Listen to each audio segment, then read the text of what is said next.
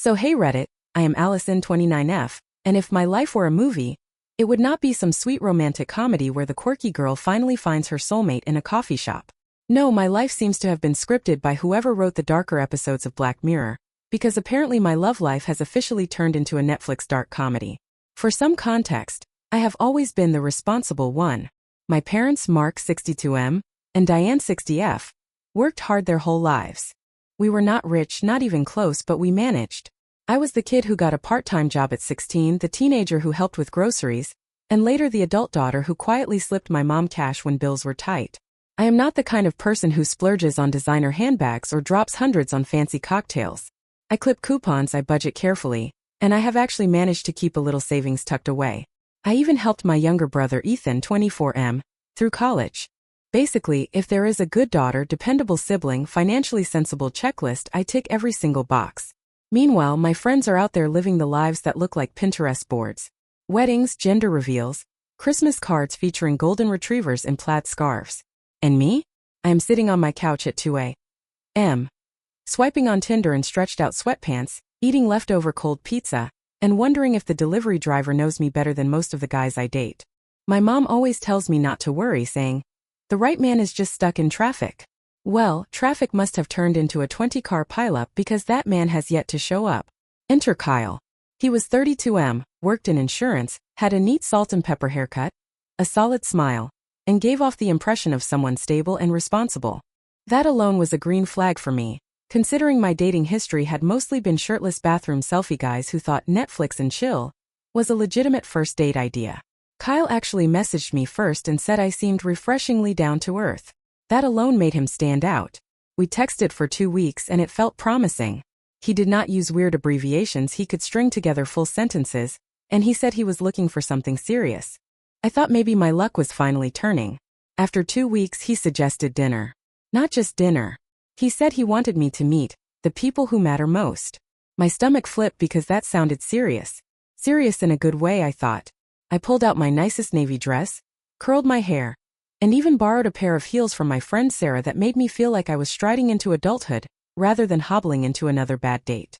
The restaurant was nothing fancy, a mid-priced family-friendly place, which seemed like a safe, neutral choice. I got there 10 minutes early, sipping water and waiting, imagining meeting his parents or maybe a sibling. But when Kyle walked in, my jaw actually dropped. Behind him streamed what looked like the cast of a small-town parade.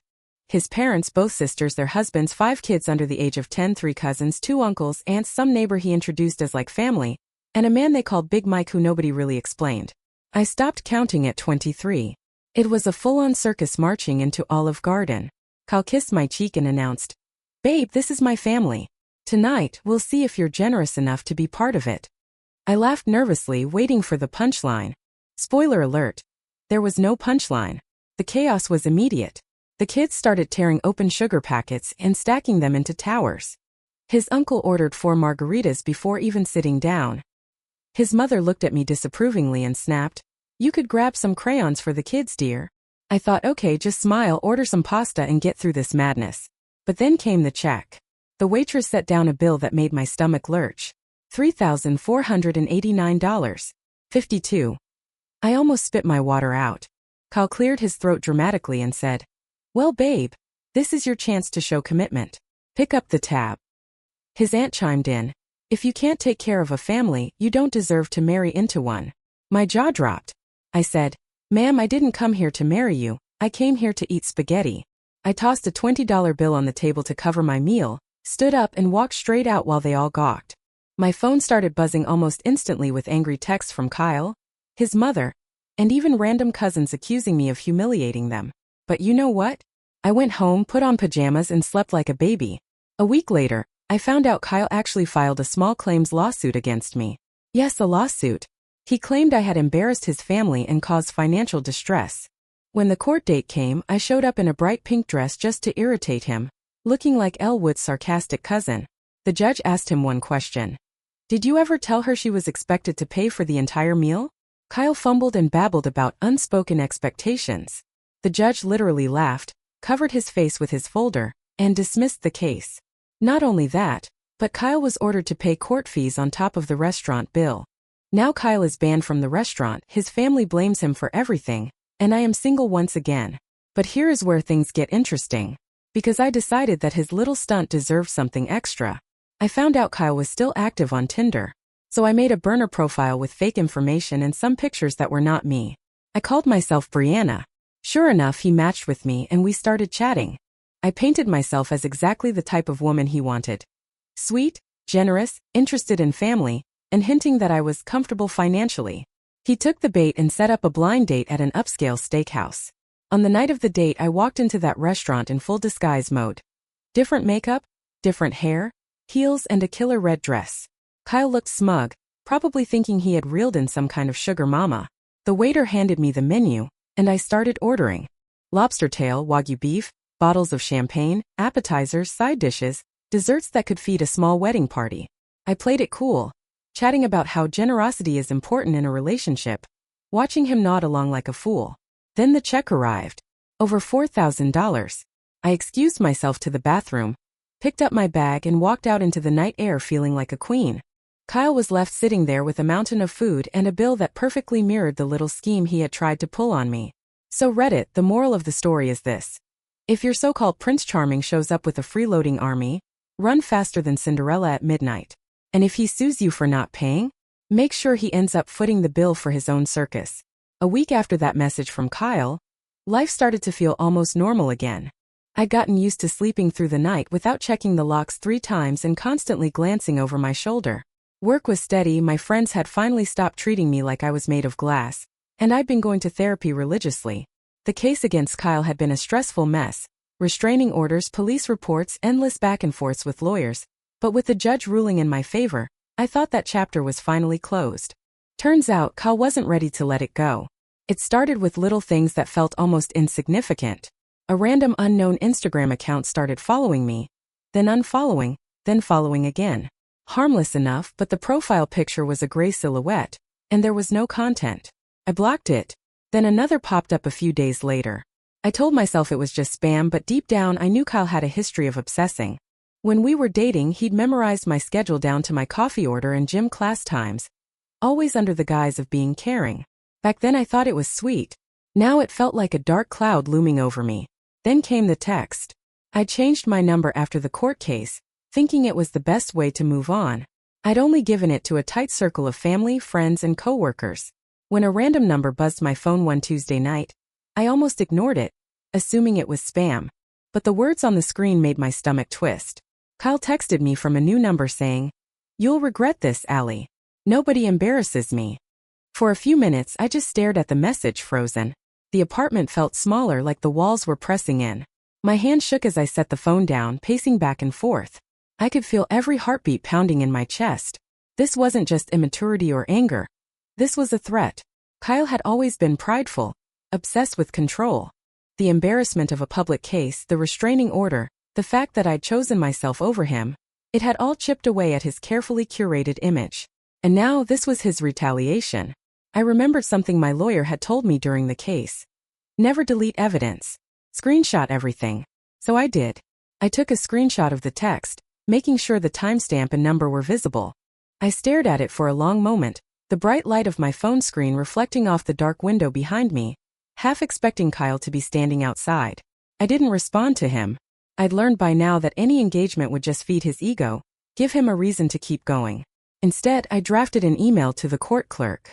I explained that the number was new, that Kyle had contacted me again, and attached the screenshot. It was late, and I didn't expect an immediate response, but hitting send felt like taking a deep breath after holding it for too long. The next morning, I got a call from the judge's office. They thanked me for sending it over and confirmed that since the restraining order was still active, this counted as a violation. I was advised not to respond to Kyle, not to block him yet, and to save any further communication. They made a note in my case file and escalated it to the local police department. It was strange. On one hand, I felt validated. The system was actually working in my favor for once, and I wasn't alone in this. On the other hand, the anxiety gnawed at me. Kyle wasn't just some petty ex sending angry messages.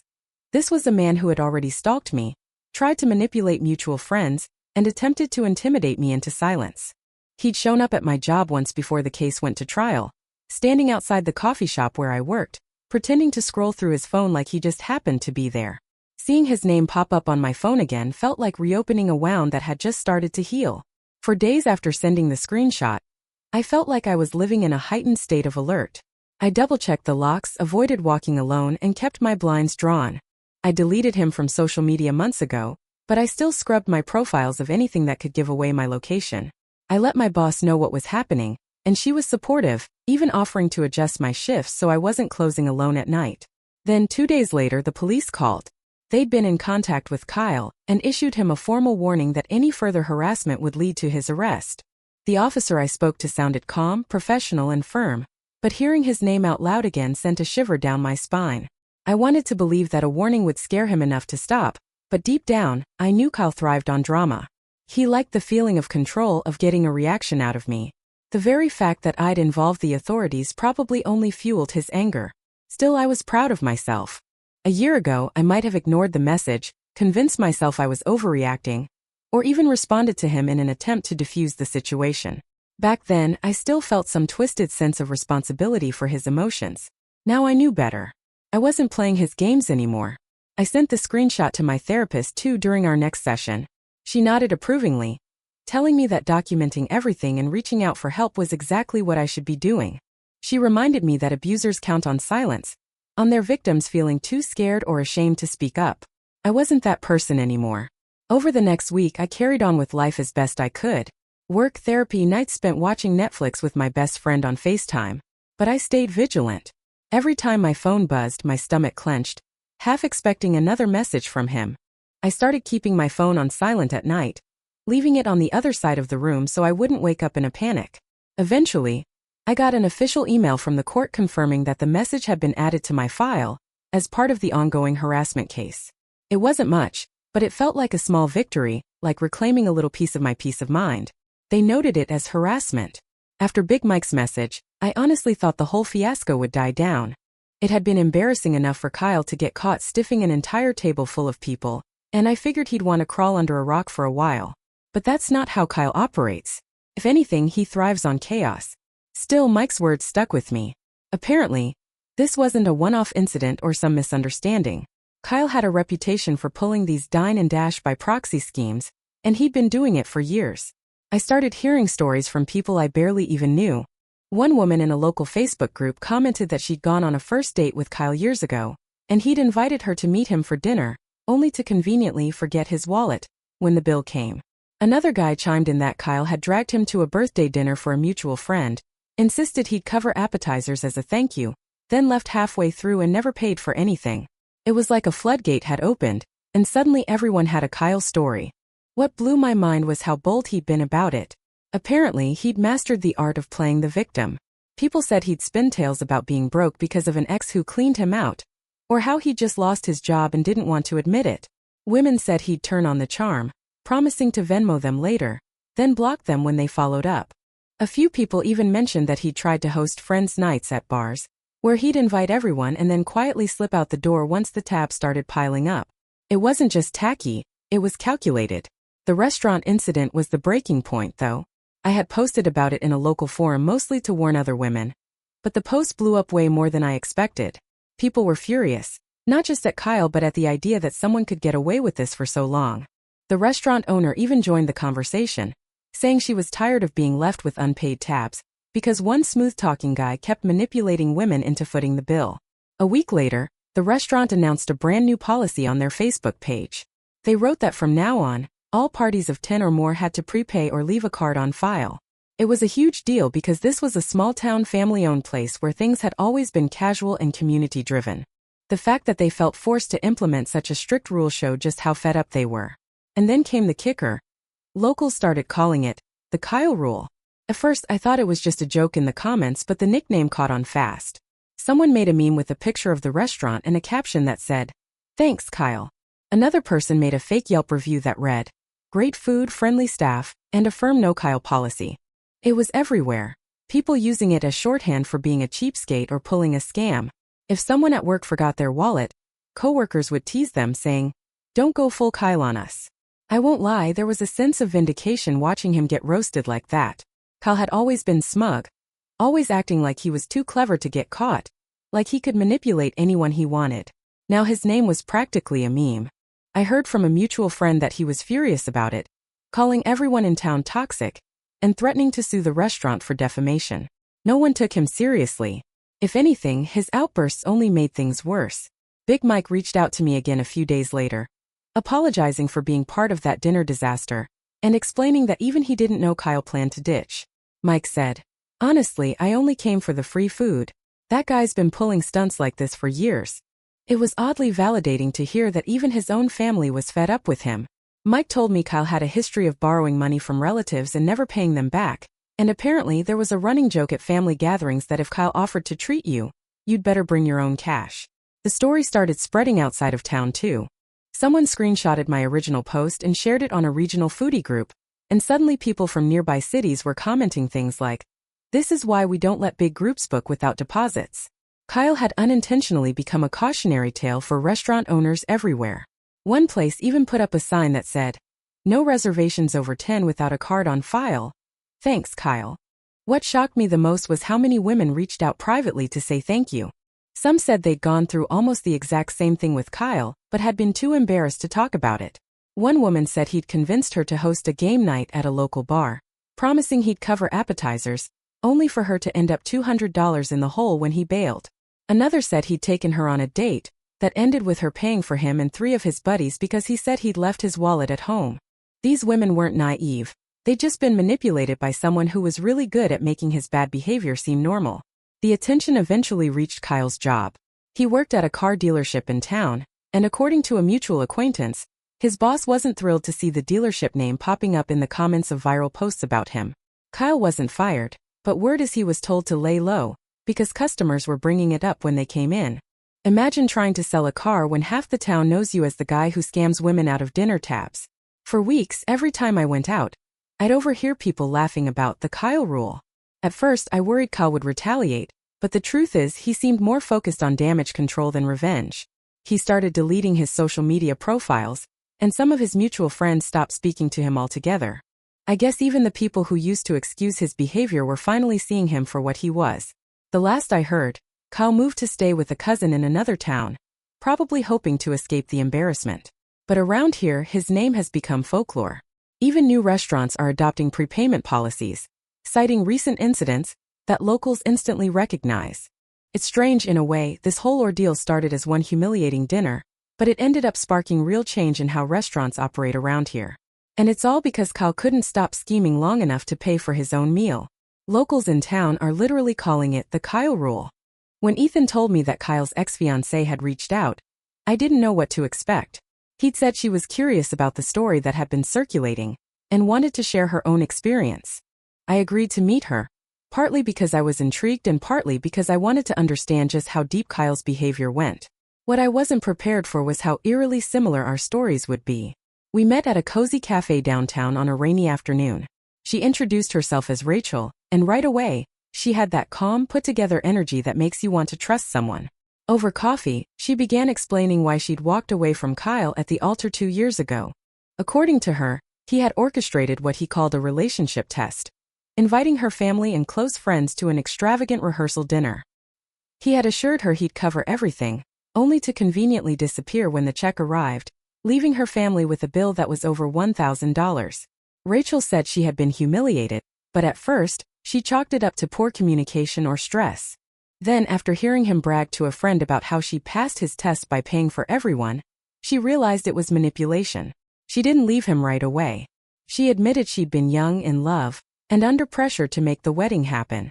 But then Kyle pulled another stunt. He took out a credit card in her name without telling her, claiming it was for wedding expenses, and maxed it out on a weekend trip with his friends. That was the final straw. She called off the wedding and never looked back. Listening to her recount, everything felt like hearing echoes of my own experiences. The manipulation, the entitlement, the constant schemes, it was all the same pattern, just on a grander scale. We talked for hours, and by the end of it felt like I'd found an ally. Rachel had spent years feeling embarrassed and ashamed, thinking she was the only one who'd been duped by Kyle. Now, seeing the entire town turn on him, she felt vindicated. We both laughed about how poetic it was that his schemes had finally caught up to him so publicly. It wasn't just personal revenge anymore. This was collective justice. Over the next few weeks, Rachel and I kept in touch. She started sharing more details, including texts, screenshots, and even a copy of the police report she filed after discovering the fraudulent credit card. It turned out Kyle had left quite the paper trail over the years, and Rachel still had most of it. We realized that between her evidence and my recent experiences, we had enough to push for something more official than just social humiliation. Rachel decided to speak up publicly. She wrote a post on her own social media, detailing everything Kyle had done to her, and tagged a few of the local pages where my story had gained traction. The response was explosive. Suddenly, dozens of women were coming forward with their own stories, some dating back nearly a decade. One woman said Kyle had convinced her to co-sign a car loan, only to vanish when he stopped making payments. Another said he'd borrowed money under the pretense of paying rent, then gambled it away. The stories piled up like a mountain of evidence, each one reinforcing the others. Kyle's reputation went from bad to radioactive. His dealership job let him go after customers started leaving bad reviews referencing the Kyle rule and linking to stories about his scams. He tried to defend himself online, claiming everyone was lying out of jealousy, but that only made things worse. Screenshots of his defensive comments went viral, and local businesses started publicly disassociating from him. He became the town's cautionary tale, the guy parents warned their kids about dating. Meanwhile, Rachel and I bonded over our shared experiences, and our revenge club kept growing. Women from neighboring towns joined in, sharing their own stories of Kyle's schemes. One of them even started a support group online for people who'd been financially manipulated by partners, using Kyle as an example of what emotional and financial abuse can look like. What started as personal vindication had turned into a movement. Eventually, Rachel decided to pursue legal action for the credit card fraud. She had all the documentation she needed, and with the growing chorus of voices against him, the case gained momentum. I supported her through the entire process, attending meetings and offering moral support. Watching Kyle face consequences beyond public humiliation felt like closure. Not just for us, but for everyone he'd hurt. The last update I heard about Kyle came from Mike, his infamous cousin. He messaged me saying Kyle had left town, claiming he was being persecuted, but word was he'd burned every bridge he had here. Mike wasn't surprised. He said Kyle had been pulling scams on family for years, and had finally run out of people to exploit. He wished us well and even apologized again for being part of that dinner fiasco. Life slowly returned to normal, but I carried a new sense of empowerment with me. Meeting Rachel and hearing all these stories reminded me that Kyle's behavior wasn't a reflection of my judgment or worth. It was a reflection of his own greed and entitlement. I wasn't a fool. I was a victim of someone who had perfected manipulation. The difference now was that he couldn't hide behind charm or excuses anymore. Rachel and I still grab coffee every now and then, and we joke about how our little revenge club ended up being the catalyst for taking him down. The restaurant still has the Kyle rule posted on their Facebook page, and every time I see it I smile. It's not just a reminder of him. It's proof that people stood up and said enough. Kyle thought he could humiliate, manipulate, and scam his way through life without consequences. But in the end he became a legend for all the wrong reasons, a name synonymous with deceit. And as far as I'm concerned, that's a fitting ending. He's out of our lives, out of this town, and stripped of the power he once held over so many. My life is quieter now, safer, and full of people who believe me and support me. Kyle? He's still paying one way or another.